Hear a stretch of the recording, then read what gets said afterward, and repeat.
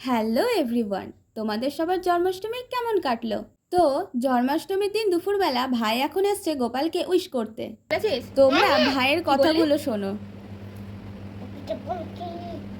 কি বললি বল বল happy birthday to you. বলেছি গোপাল কেক কাটবে সত্যি? কবে? আজকে। কখন? সন্ধ্যাবেলা পুজো হবে, তারপর কেক কাটবে 8টার সময়। আরে ভাই, তোকে ইনভাইট করেছে তো?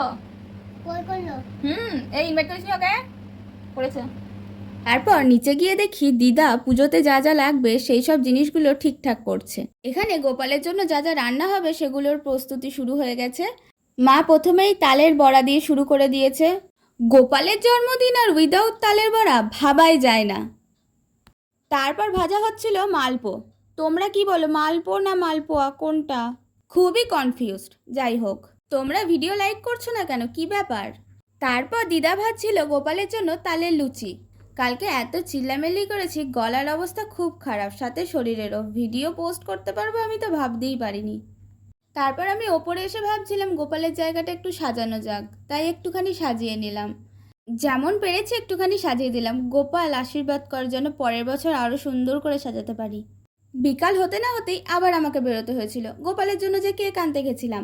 আমাদের বার্থডেতে কেক কাটে আর গোপাল কেক কাটবে না, তা কি কোনোদিনও হতে পারে? চলো এখন গোপালের পুজোর জায়গাটা সাজিয়ে নেওয়া যাক। পুজোর ভিডিও নিয়ে আসছি নেক্সট পার্টে।